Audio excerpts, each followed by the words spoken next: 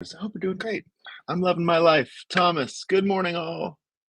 What a time to be alive. Indeed, it is. It is.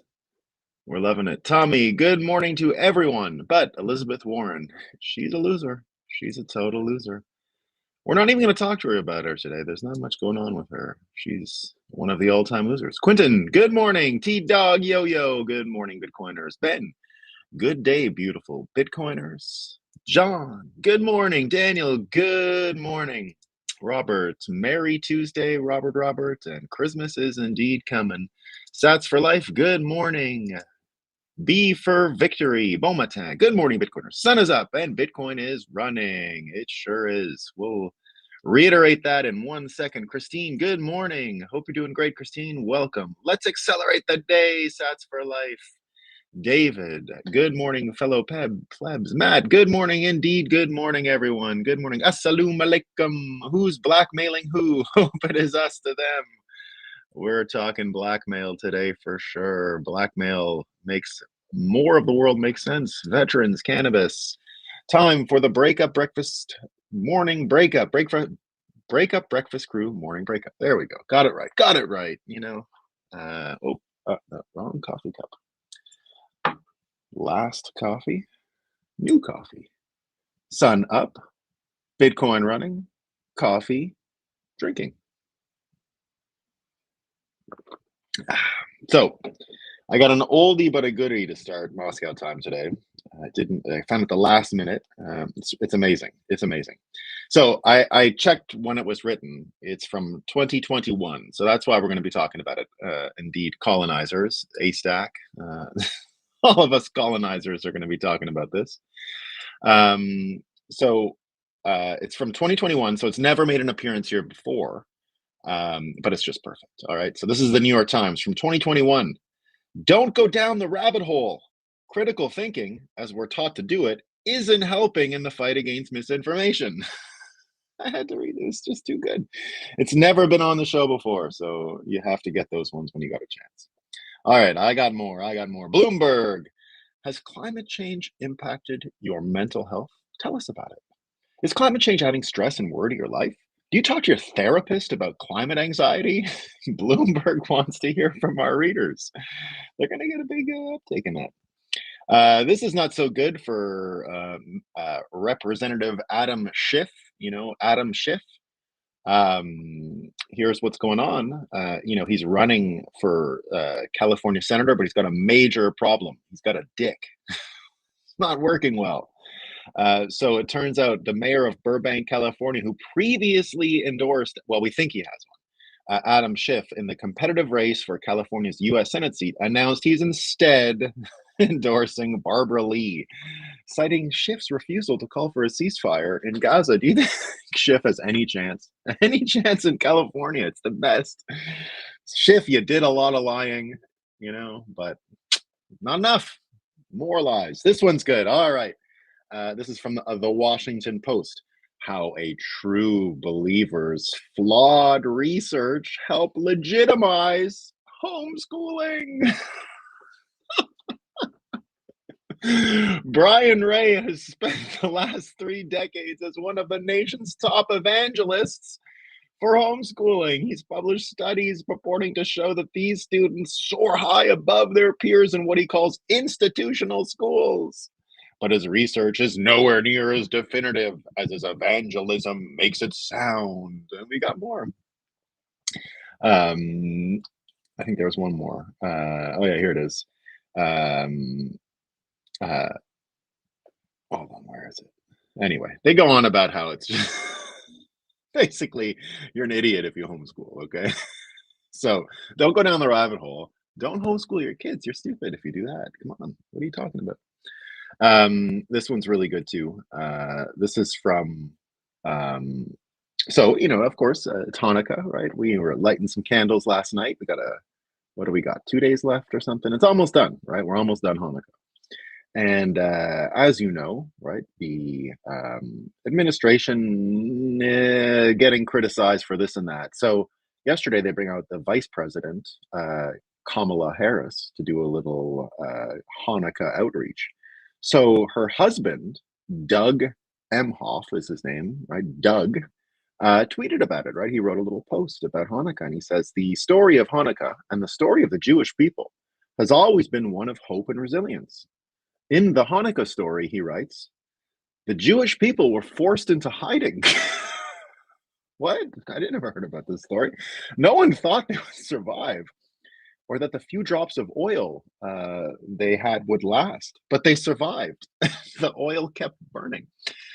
Unfortunately, the first gentleman, right, or the second gentleman, so he's the vice president's husband, um, doesn't really know the story of Hanukkah at all. So Hanukkah is not about Jewish people hiding. It's about Jewish army called the Maccabees winning and getting the temple back. So a lot of people had fun with this yesterday, and people making all kinds of new versions of the story to coincide with the message and current modern day worldview. So this guy basically just did a Disney thing to the Hanukkah story. So here's what Noah Polak, and this became like a bit of a meme yesterday. Everyone was using his format to write completely new Hanukkah stories. So again, Hanukkah is about a kick-ass army winning, not hiding. Okay, so he writes it's hiding.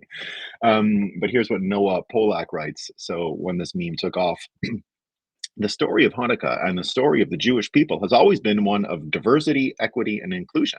In the Hanukkah story, the Jewish people were forced into hiding by MAGA white supremacists. No one thought they would survive or that the last few drops of CBD oil they had would last, but they survived. And the CBD oil helped their anxiety. During those 8 days in hiding, they recited anti racist mantras and discussed their triggers. That's why Hanukkah means equity. It was during those dark nights that the Maccabees dedicated themselves to fighting for social justice in Palestine. So, my theme today, we're going to talk about how Blackmail ends the Greenback and ushers in the orange coin. So, um, we're going to be talking about just how unimpressive and stupid these people really are, and how important their stupidity and unimpressiveness is to us winning. So, the first story we're going to talk about today is the Jack Smith indictment stuff. So, Jack Smith, of course, this is the Georgia Fannie Willis Trump case. All right. So, Jack Smith has moved the immunity that President Trump is claiming. So President Trump is claiming that because he's the president and was the president at that time, he's immune from this criminal prosecution along the Georgia thing. So he's Jack Smith, the prosecutor, has pushed this up to the Supreme Court, right? Because he wants to get a trial early. Now, a lot of people are talking about this. So this is finally going to the Supreme Court, which I think is a good thing. Now, I am trained as a lawyer, right? So I never practiced as a lawyer, but I'm trained as one. So I went to law school and I've done a little bit of stuff. So I'm familiar with everything we're about to talk about, and I think I can handle the material. There might be some nuance that I miss, but I can take you on this ride. So here's what we know, right? So Jack Smith is pushing this up to the Supreme Court. MSNBC reports on it, right? Special counsel Jack Smith says he will ask the U.S. Supreme Court to immediately take up the Donald Trump claim that he's immune from criminal prosecution. Update: the Supreme Court asked Trump to respond to Jack Smith's petition by December 20th and agrees to consider whether to take up the immunity issue on an expedited basis. So lots of people having comments about this, right? What's going on? Now, in my opinion, this is a major mistake, right? So a lot of people are saying that. Here's someone on CNN yesterday, Ellie Honning, warning that Jack Smith is going directly to the Supreme Court and is probably making a huge mistake, as this could instantly end two of the most serious Trump trials. A lot of people also picking up yesterday that Jack Smith had collected data off Trump's own phones, right? So on the day of January 6th, I guess they got control of his phone at some point, and they went into his DMs on X or Twitter at the time. So Julie Kelly writes, another filing by Jack Smith, he collected data off Trump's cell phones, including images and websites visited, and when Trump left his Twitter app open on January 6th, Smith is a sick individual who should immediately be defunded and investigated. Deranged is too kind. So, but here's what we know. So let me get a few more things here. So Jonathan Turley writing about this case, right? So Jonathan Turley, who I think is one of the best legal analysts, he's who I go to a lot for stuff. Alan Dershowitz would be another. Here says the thing is currently before the DC Circuit, which is viewed as a favorable court for Smith. However, if Smith is trying to avoid any delay, so he's trying to get this thing out before Super Tuesday in the primaries, with the belief still being that, oh, American public will say Trump's a criminal. We can't vote for him. He's too much of a criminal, right? So there's, this could get taken up by the Supreme Court or it could be rejected. Paul Collider writes, it's a win-win for Jack. You're right? So, Trump can't do it, which I doubt. Or B, rejection makes it look like SCOTUS is just as corrupt as Trump, right? So I've been believing for a long time that they're going to be trying to message that the Supreme Court is already corrupted and that you shouldn't listen to their points of view. Kamala Harris said it in the lead up to the 2020 election. Other people have said it, that, flooding the court, putting new Supreme Court justices on the court to water it down or to influence the divide of the court, because it's a conservative court now, would probably be what happens, right? So what he says here is C, Paul Collider, right? So if they do the rejection, you can use that to incite terrorism, basically, right? You can go out and say Trump is a dictator. Now, Trump is handling this perfectly, right? I think, anyway. So Trump started, this whole dictator thing, and I made a prediction that he would flood the zone and call everyone a dictator and would make a joke about it. He would turn it into a farce. We're already seeing that, right? Only Phil Bump is taking it seriously. So Phil Bump writes in the Washington Post yesterday, and now we know who Phil Bump is, right? He's a complete and total agent of the state. This is an absolute mockingbird asset. Never believe a word he says. He's like Elizabeth Warren or what we saw Jimmy Wales a couple days ago, right? These guys don't really have opinions. They have things they'll say because they're probably blackmailed. Here's what Phil Bump says, right? Donald Trump's comment about being a dictator in the hours after being sworn in as president got a warm reception in front of a hard right group in New York. Yeah, because they laughed at the joke. It's like Trump is practicing one of his stand-up routines just the first day. But luckily, it looks like anyway, Joe Biden fell into the trap, right? He says, thank God, only one day, right? So Biden is mocking Trump about this stuff, but that's perfect for Trump. Trump is putting this all into the completely ridiculous category. Everyone's going to be snowblinded, basically, by accusations of being a fascist and a dictator. So it's just going to be a big shit pile, right? Again, I would caution anyone who thinks they can go into the mud with Donald Trump and win a shit throwing fight. I don't think you're going to do well, right? I think he's the world champion in shit throwing, and it ain't going to work out for you. But let's go back to the Jack Smith thing for a second, right? So Dershowitz says gonna fail, right? There's no way, and I'm in the same boat. There's no way Jack Smith gets this over the Supreme Court. The Supreme Court, I think, is going to say what we can all see clearly, that politically motivated hit jobs on a political candidate for president, and a former president at that, is not a good look, right? And Alan Dershowitz goes further and says that he's made such a mistake here that he might himself be indicted, that Jack Smith might be indicted, right? Because he omitted Trump's statement about the peaceful process, because he's only taking parts of what Trump said during the day of January 6th, and he's cutting stuff out. It's a lie by omission. So Alan Dershowitz has been arguing that this whole thing will absolutely destroy Jack Smith in the end, right? So he's saying, let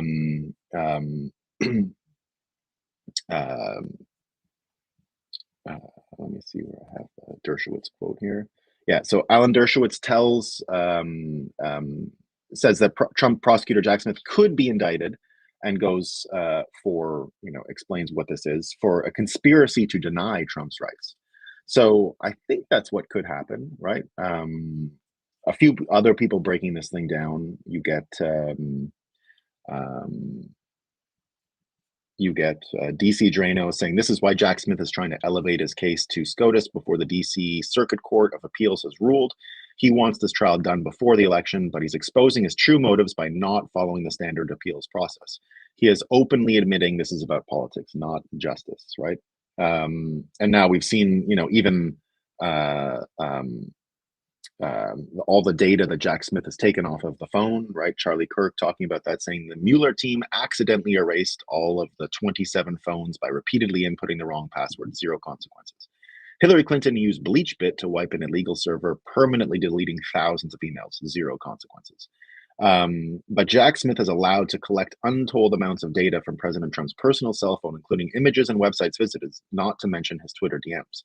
Trump is not only forced to suffer what no past president has ever experienced, but also to endure indignities too extreme for mid-level bureaucrats and campaign staffers.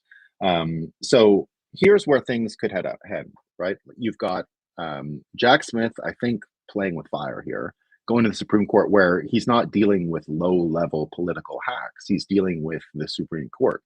And of all the pieces in the republic that still function, it's one of the last corners of the actual republic that functions. So I can't imagine, I believe the Supreme Court is quite predictable. I can't imagine them doing anything but what we see here. Now, that's just a legal opinion, right? I could be wrong. I could be right. I'm not sure. I believe I'm 100% right on this. And the Supreme Court is going to say to Jack Smith, pound cement, you're an idiot. You can't do any of this, which will destroy that whole case, exactly as CNN is saying. But what happens next? What happens next, right? Let me tell you what happens next. So first of all, thinking of Jack Smith for a second.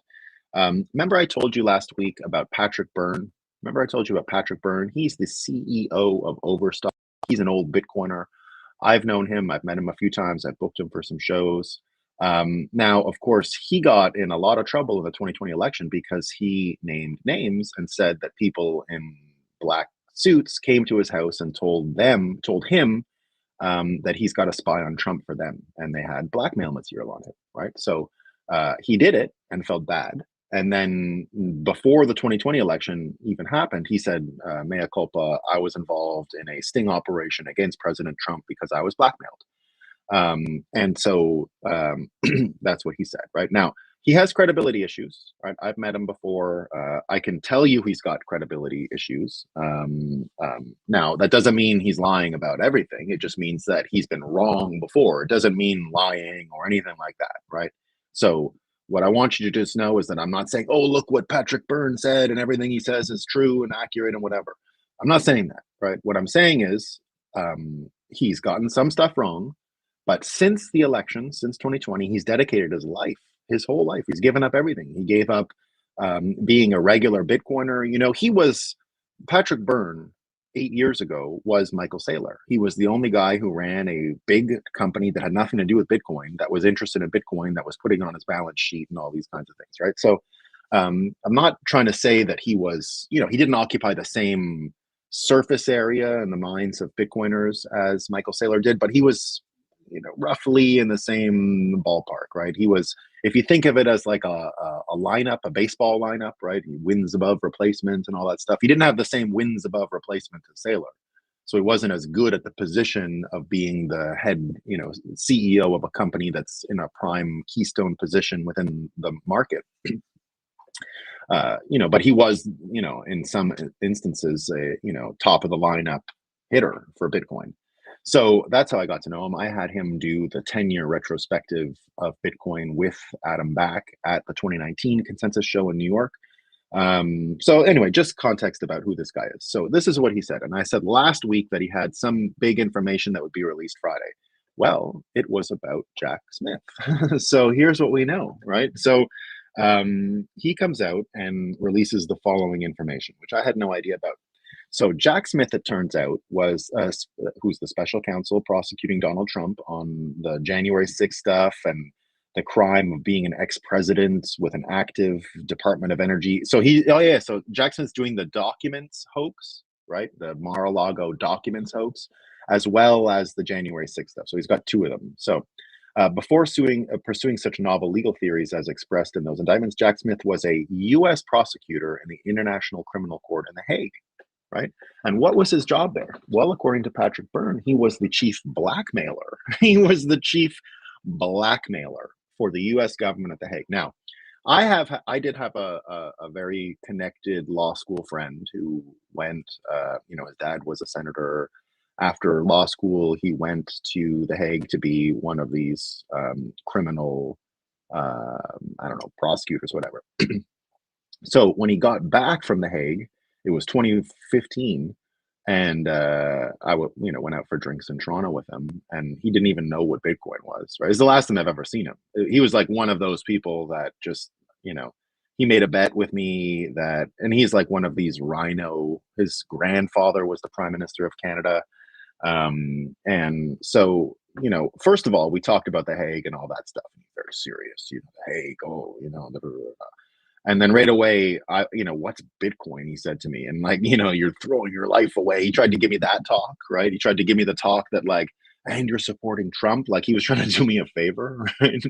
So I didn't know exactly how corrupted The Hague was at the time, but I was a little bitter about that conversation at the time, right? Now it's funny, but at the time I was like, what the fuck's this guy even giving me this kind of shade for, right?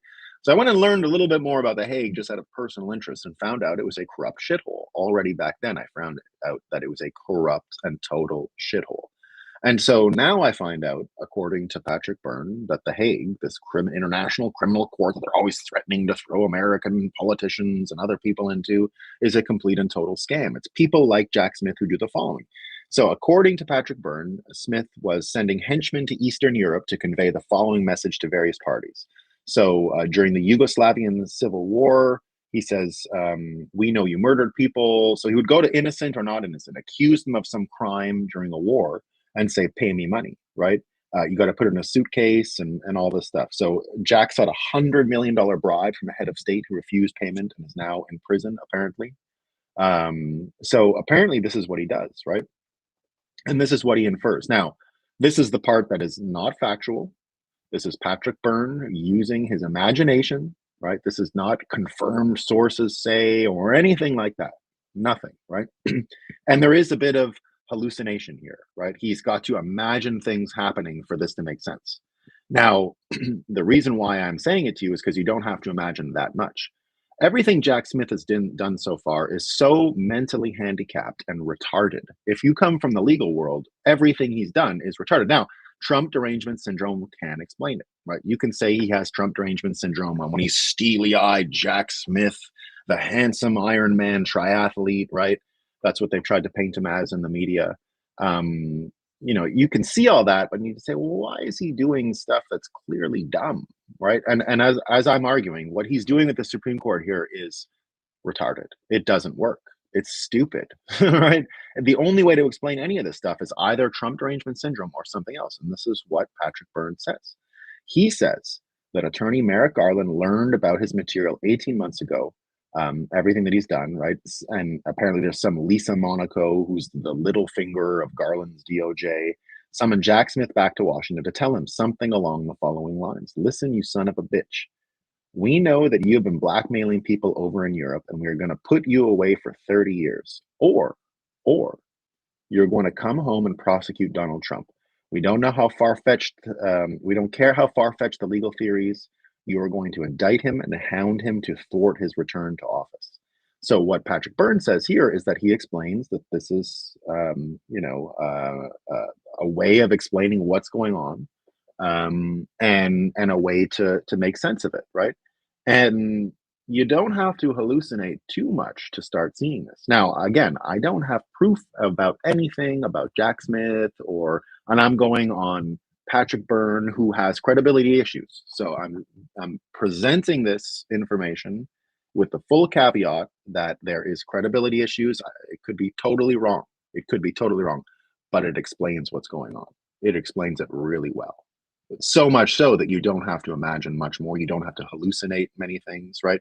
Because otherwise, you've got to hallucinate that, which is possible, right? The other likely scenario, as I've said, is that he's just got a bad case of Trump derangement syndrome, what many people have, and he acts like a mentally handicapped individual because he's got this problem. Totally plausible. Totally could be it, right? But going to the Supreme Court at this time with this delay and the schedule, and you're definitely going to lose. And the backup plan, right? The backup plan is, the Supreme Court is stupid and in the bag and corrupted just like Trump. Therefore, we have to flood the court. So it sets up the argument for the 2024 election, which I think you're going to see. to flood the Supreme Court. I think that's all the Democrats are going to be able to run on, right? We're going to fix abortion by flooding the Supreme Court, and we're also going to fix all these other things because they're all corrupted by Trump, right? So I think you're going to hear that. So um, that's our prediction now. We'll see. But their ability to carry this argument straight through is going to be severely limited. We're starting to understand how the blackmail complex works.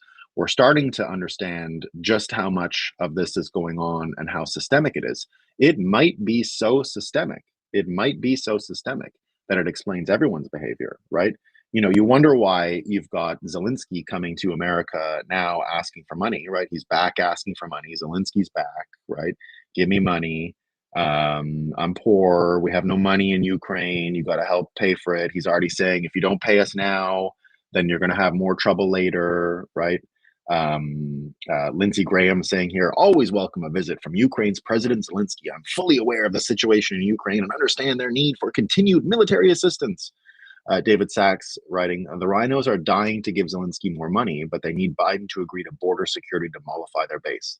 The fact that Biden won't do this really tells you something, right? So understand that we've got Ukraine asking for money. They would love to give it to them. The Republicans want to give it to them, right?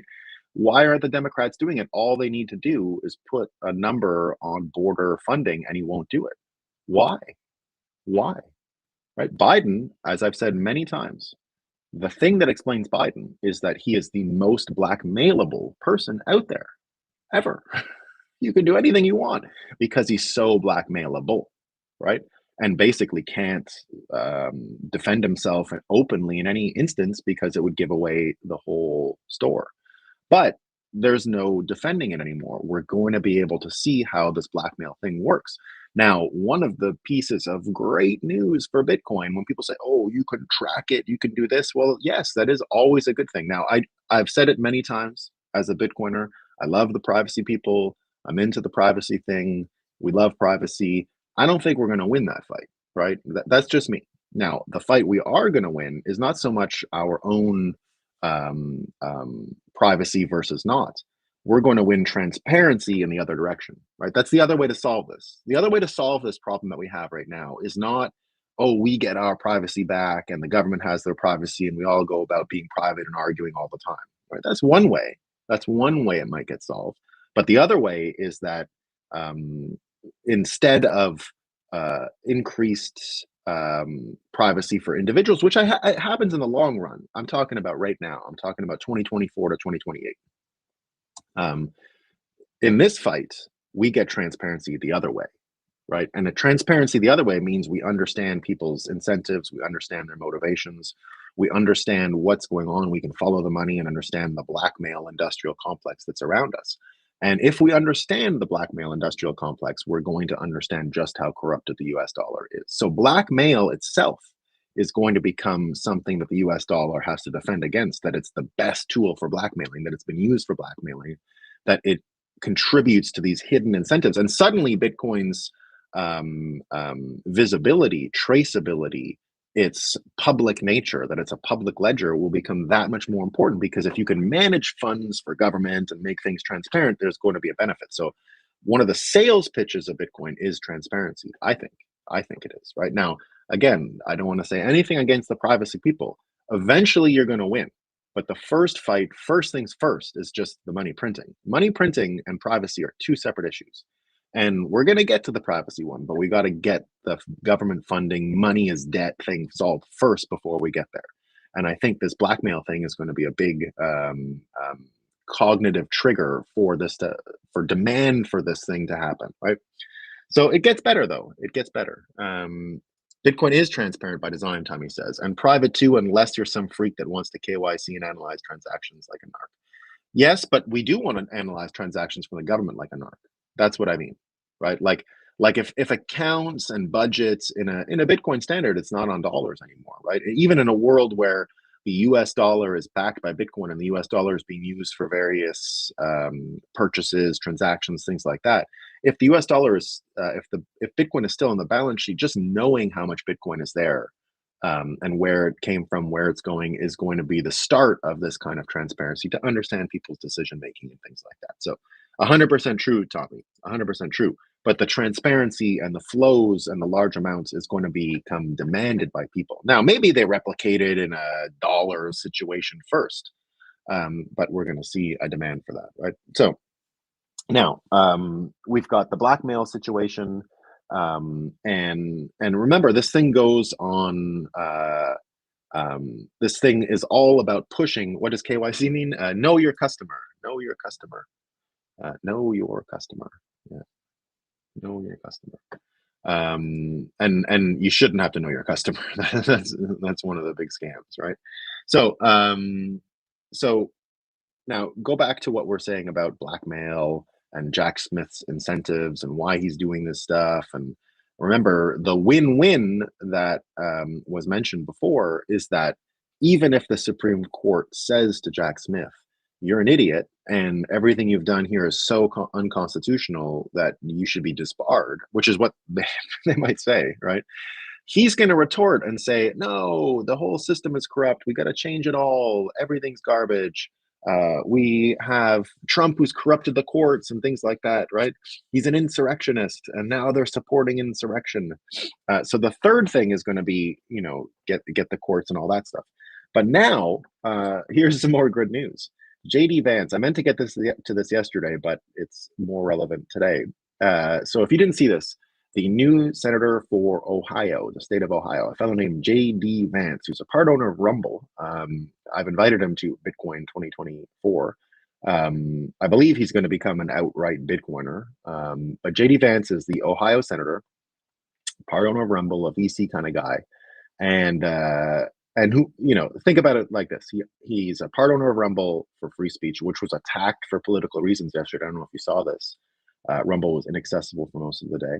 So J.D. Vance, the Ohio senator, has done something so clever, so awesome, that it feeds right into this narrative that we're hearing about Trump and dictator and insurrection and this kind of stuff. So what he's done here, and this is everything to do with that third option of Jack Smith, right? This is where they intersect. So if you remember the other day, we read about Robert Kagan, and I read it in Moscow time. It was the Washington Post fella who is married to Victoria Nuland, right? Victoria Nuland. Who's Victoria Nuland? She was the point person for the color revolution in 2014 in Ukraine.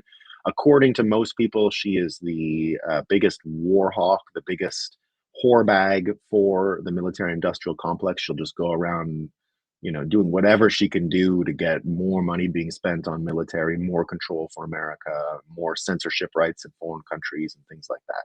So apparently, and according to most people, she's super bad news. And that's what I see, right? So Victoria Nuland, and very disgusting to look at as well, like a vile looking person, right? So her husband, who is ex-CIA and all this stuff, is also just happens to be an editor with the Washington Post, which was already what we were talking about last week, right? Mike Benz informed us all about this guy's history, his relationship to her, and what's going on. But here's where things get fun. So J.D. Vance, right, is sent a letter to Merrick Garland and Blinken. So Garland and Blinken, right, both get a letter saying that this November 30th column by Robert Kagan shows that Kagan is encouraging insurrection against Trump, right, if he wins. So Senator Vance points out that prosecutors under Attorney General Garland's command have used broad interpretation of the law in order to prosecute Trump, and asks whether the Department of Justice is considering any similar interpretations of the law that would apply to Mr. Kagan and his publisher, right? So this is starting to get interesting, right? He says, I wish to address to your attention a recent public opinion piece published in a newspaper. Based on my review of public charging documents the Department of Justice has filed in courts of law, I suspect that one or both of you might characterize this article as an invitation to insurrection, a manifestation of criminal conspiracy, or an attempt to bring about a civil war. After declaring that the odds of an American dictatorship in the next few years are pretty good, and that those who hope to be saved from dictatorship by U.S. military devoted to the protection of the Constitution are living in a fantasy land, Robert Kagan, editor-at-large of the Washington Post, proceeded to the conclusion that a second Trump presidency would justify secession, treason, and likely political violence. Excuse me? I must have missed that day in our civics class. Our system of federalism prescribes a robust role for state governments and often allows for local resolution of local matters. But the Constitution and all its provisions look uh, to an indestructible union. Federal authority is supreme, and arguments by James Madison, blah, blah, blah, blah, blah, blah. He says, never mind that our country endured the horror of civil war, hoping to put to bed the idea that states can ignore lawful federal authority when it inconveniences them. According to Robert Kagan, the prospect of a second Donald Trump presidency is terrible enough to justify open rebellion against the United States, along with the political violence that would inevitably follow. To assuage my curiosity, please answer the following questions by January 6th. So he puts the date that they have to answer their questions as January 6th. So this is culture jamming, right? This is smashing headlines together the way we want them to be smashed together so that you insurrection, January 6th, who did it? Right? It's all this good stuff. So he says, will the Department of Justice open an investigation into Robert Kagan? If not, what factors counsel against such an investigation? Why were those factors inapplicable in President Trump's case? Does the Department of Justice agree that Robert Kagan, that should they perceive federal authority to be tyrannical, the states of California and New York would be free to flout the federal government? How does the Department of Justice distinguish between heated political rhetoric and evidence of a conspiracy to violate rights or rebel against the United States? In the view of the Department of Justice, could a demand for nullification or secession intimidate a voter into changing his behavior at the ballot box? Will the State Department's review Victoria Nuland's security clearance in light of her husband's call for rebellion against the United States? If not, why not? So that's perfect, right? So already the scenario here where Jack Smith, reiterates, "Oh, we don't have a constitution, we don't have a republic," mostly true, but it's not the Supreme Court fault. It's Supreme Court's fault, which is what they're going to probably blame, right? So that checks out, right? So we get even better news, though. We get better news. It's not just that. It's not just that we got JD Vance taking on Jack Smith, taking on Merrick Garland, taking on Blinken, taking on Victoria Nuland, taking on the Washington Post. It's not just that, right? We go back to our good friends in Missouri. Speaking of states speaking out of their place, right? We get the state of Missouri. Now, the state of Missouri is the one doing the First Amendment case versus Joe Biden, right? So that's the censorship case where we saw from the Twitter files and all that stuff that they were creating the cutouts that Mike Benz has explained to us, right? The cutouts that do the censorship, but it's all under the direction of the government. So it's the government doing what they can't do otherwise. And we've seen even the emails and this stuff where Obama explicitly says that's why we're doing it, right? Because we can't do it constitutionally, but we can create this magic trick where we can create these fake independent parties that'll do it for us, right? But that'll just be us. So it gets better now, right? So after the fight that Media Matters took to Elon Musk, Missouri came in on that one too, right? So now Missouri is going against Media Matters as well. So you've got Texas going against Media Matters. You've got Elon Musk going against Media Matters. That was the thermonuclear legal war that he launched against them. And anyone inspires with them. If you don't know who Media Matters is, it's George Soros's cutout that does the censorship, right? They're the ones that say, "Oh, that wasn't nice enough to people who have sex with certain people," or something like that, right? So now they're saying that Media Matters, this is Missouri, that Media Matters has defrauded the public and is launching a probe. So here's what they say, that they must keep all of their communications because they're going to do another one of these RICO Act things, right? RICO is organized crime happening using communications tools and things like that. So they're going to go after them. Your obligation to preserve evidence extends to documents kept in any form, both physical and electronic. This includes letters, emails, instant messages, text messages, drafts, informal files, desk files, handwritten notes, faxes, memoranda, forms, calendar entries, address book entries, and voicemails. Your obligation applies to both hard copy and electronic, including those kept on computers, laptops, tablets, smartphones, and any other electronic device, including both work and personal service devices. So Media Matters, not going well. And so this is all their internal communications with IBM, Lionsgate, Apple, Disney, Warner Brothers, Paramount, NBC Universal, Comcast, Sony, Ubisoft, Walmart, any company they've dealt with, anyone. that's been involved in their censorship stuff. So there you go. And by the way, Robert Kennedy was denied. He tried to go to the Supreme Court and was denied yesterday because he wanted to be an amicus in the Missouri versus Joe Biden First Amendment case, the same one that I want to get Bitcoin Magazine involved in, so that the Federal Reserve defends itself against us by saying, no, we're not the government, and we're not the same as the other guys. We're not a cutout. We're just a straight up banking cartel. That's their defense, which would succeed, right? That would succeed, but I want them to say it. So we'll see. But that's there too. So they're involved over there in this, or Kennedy tried to get involved in that case, just to show you that it's a big case. One second.